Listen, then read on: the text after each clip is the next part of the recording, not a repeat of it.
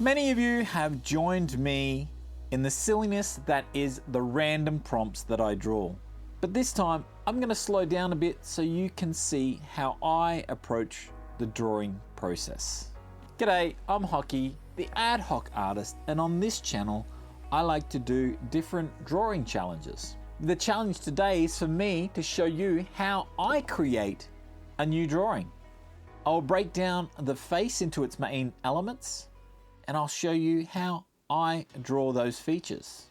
And of course, this is the ad hoc channel, and I'm going to put these practices into a challenge that I was given when I was recently on a stream talking about my book, Curiosities and Oddities Emporium, The Dress. First, let's head over to the drawing table, and I can show you how I draw. A head consists of a circle with a center line and a brow line. The sides of the head are sliced off to represent the side planes of the head. The distance from the brow to the bottom of the nose is the same distance from the nose to the chin and the brow to the hairline. The lips are roughly placed with the bottom of the lip roughly in the middle between the nose and the chin. From there, I'm going to put in a rough jaw line that connects up these lines together. I'll also add in another line underneath the brow for where the eyes sit, and a third line for the peak of the cheeks. I'm also going to add in this curved line from the sides down towards the chin, and this helps me see more part of the cheek line. I'm going to draw the eyes as this rhombus shape. From the rhombus, I will shape the top, curving it over, adding a little bit in for the corner of the eye, and just try and make this lovely almondy shape, all starting from that rhombus. I'll put in a circle and another circle for the eye, and I'll fill in that eye a little bit. I'm also going to add another line on top of this for the fold of the eyelids. We'll add in some lashes, top and bottom.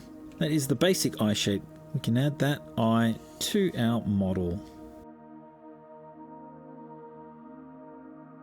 The other eye is roughly placed an eye width away. So in the center is roughly one eye width between them. With the nose, I'll start off with a line and a triangle at the bottom. From there, I am going to add in this oval shape.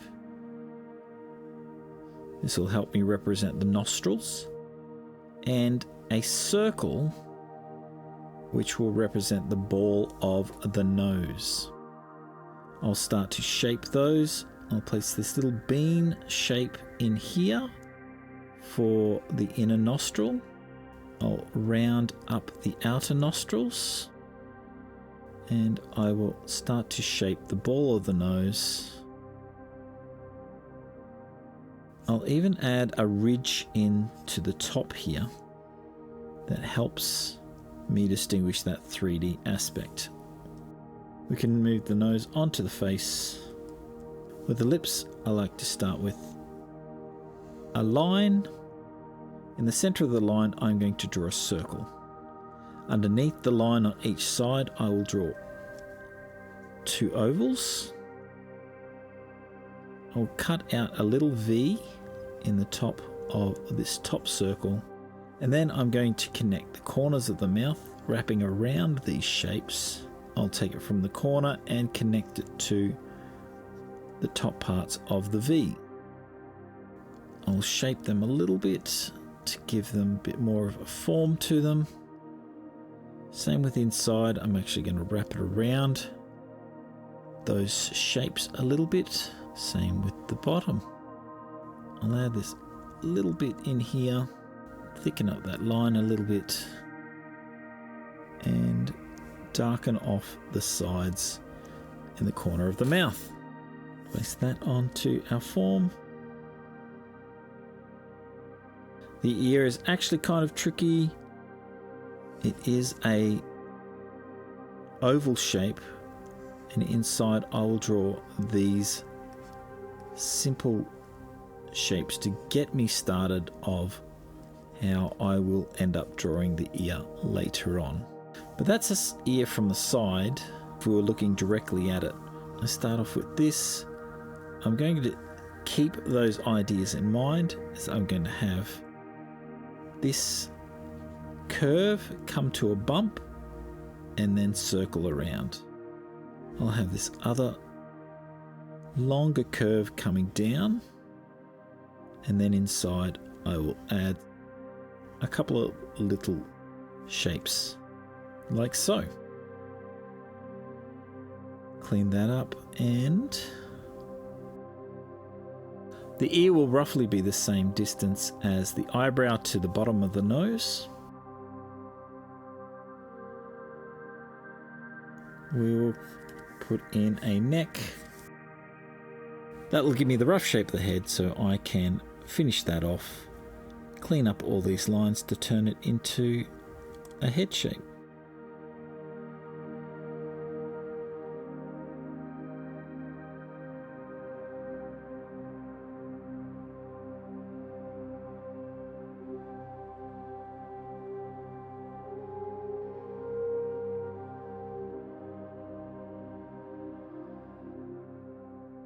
When I am approaching to draw the figure in general, if I want a quick representation, I'm going to draw this hourglass shape.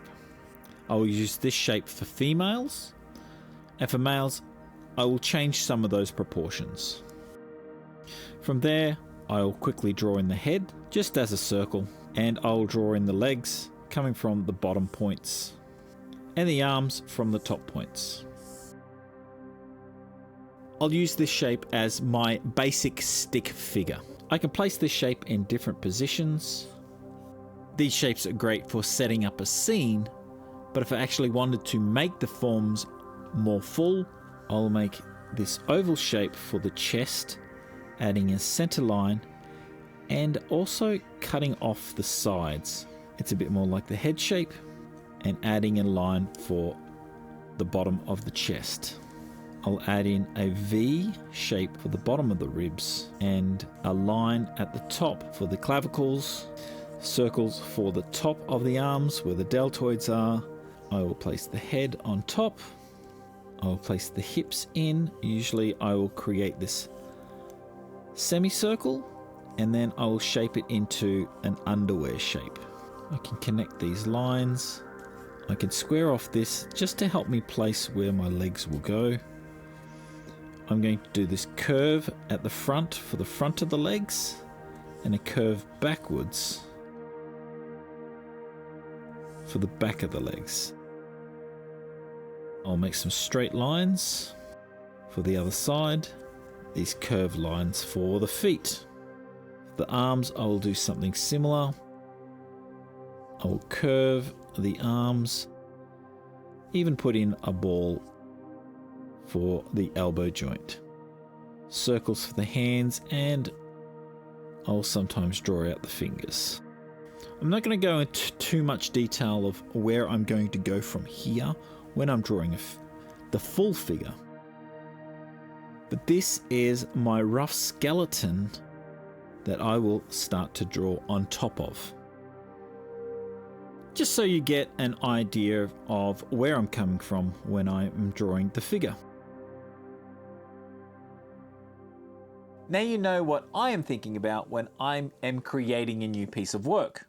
Let's put all that to a test with a new drawing. This was suggested to me on the Red Valkyrie channel when I was interviewed about my crowdfunding book. I was sitting in a park and I showed off a bird called an ibis. But in Australia, we have a wonderful nickname for the bird called a bin chicken. And the challenge was to put my lead character, Jenny, from the book, eating a bin chicken. In the book, Jenny puts on a dress that makes her teleport through time to the 1920s. What if something went awry and she ends up in ancient outback Australia and she has to fend for herself? The first thing I'm going to do is actually try and figure out what I want to draw. I'm going to put down a couple of thumbnails and just draw a couple of scenes that I like the idea of.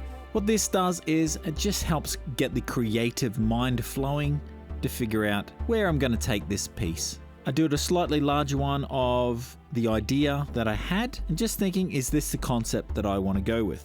Now in the shot, I do have Jenny, the main character, crouching down.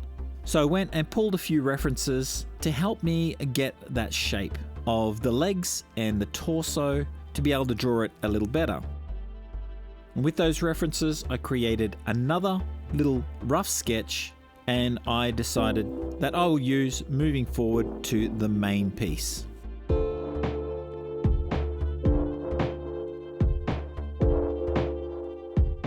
I grabbed my Bristol board and I put in some lines to divide up the page, but also I have put in a vanishing point.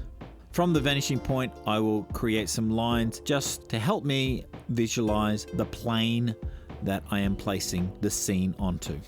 And then I start my drawing.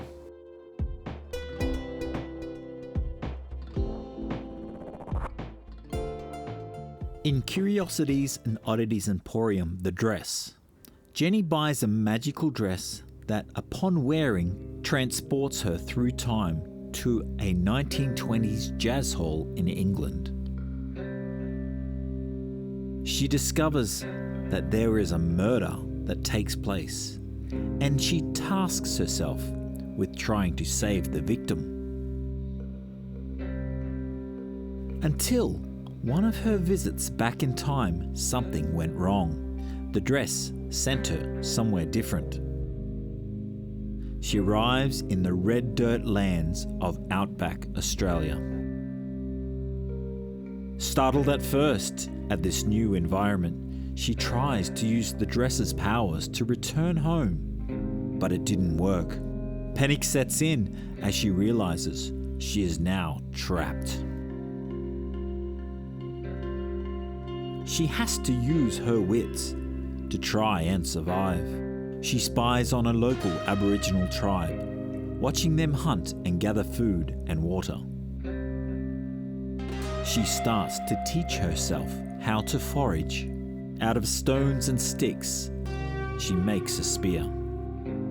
It takes her some time to get the hang of casting the spear, but soon manages to catch some small game and survive. The harsh lands have pushed her to become a feral and hardened survivor.